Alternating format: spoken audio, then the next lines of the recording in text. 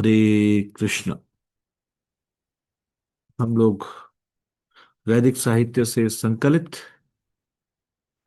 वर्णाश्रम धर्म से संबंधित श्लोकों की चर्चा कर रहे हैं।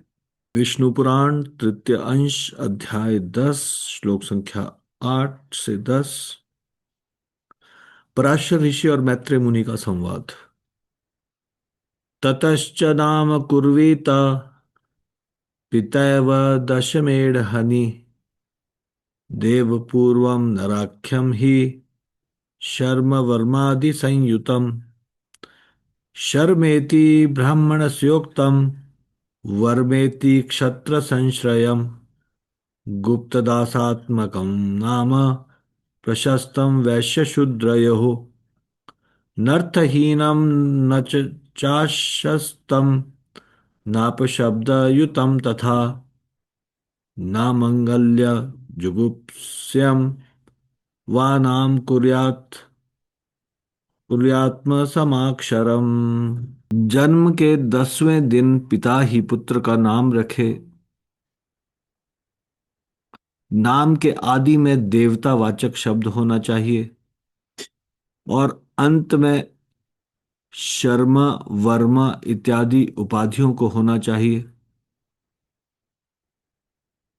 ब्राह्मण के नाम के अंत में शर्मा, क्षत्रिय के नाम के अंत में वर्मा, वैश्य के नाम के अंत में गुप्ता और शूद्र के नाम के अंत में दास होना उचित है।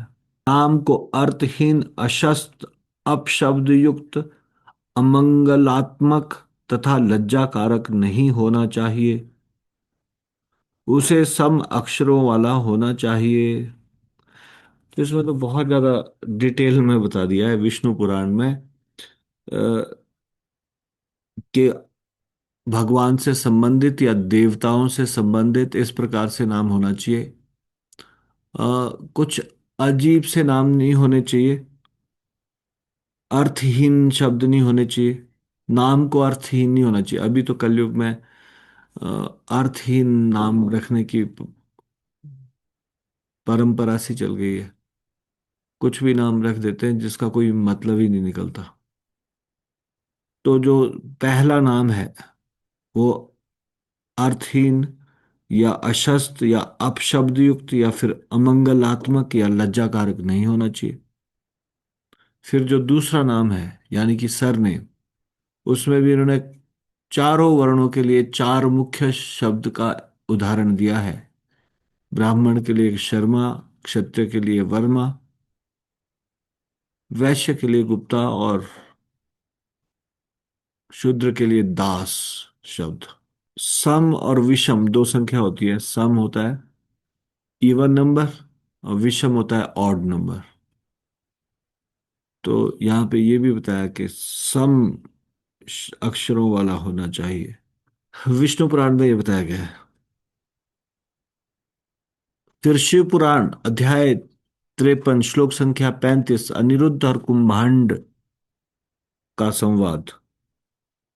क्षत्रियस्य रणे श्रेयो मरणं सम्मुखे सदा न वीरमानिनी भूमो दीनसेवा कृतांजले।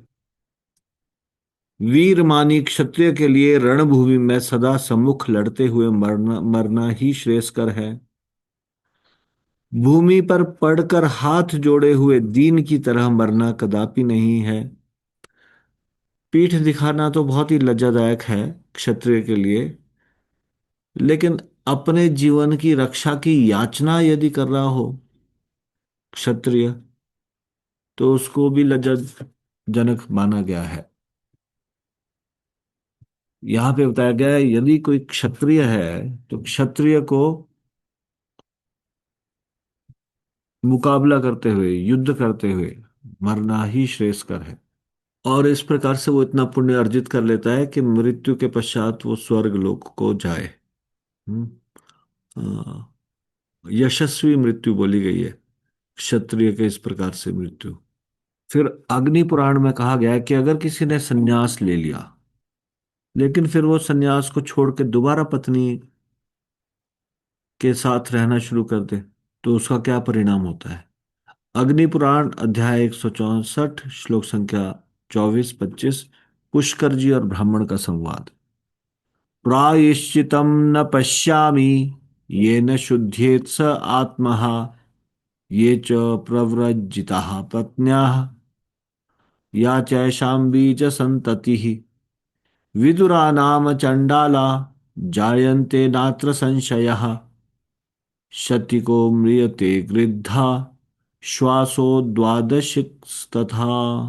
जो सन्यासी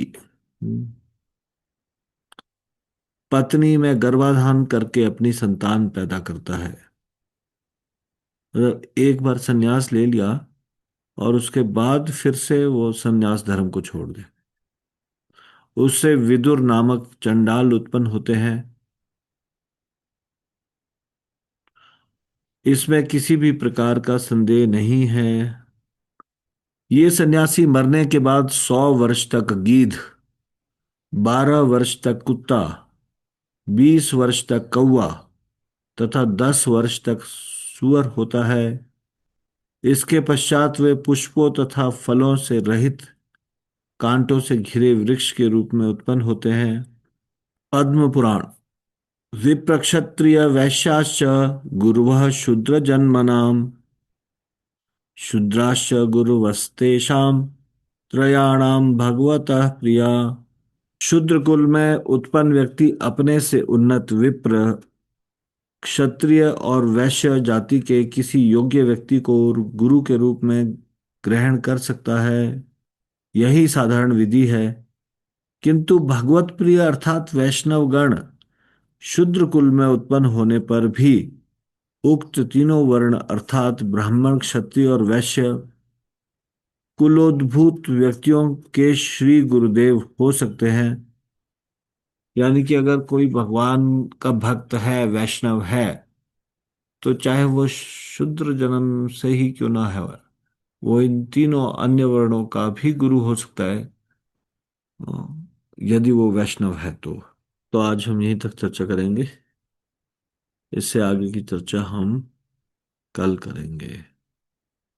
श्री हरिनाम संकीर्तन की जय। श्री राम प्रभु की जय। शिल प्रभुपाद की जय।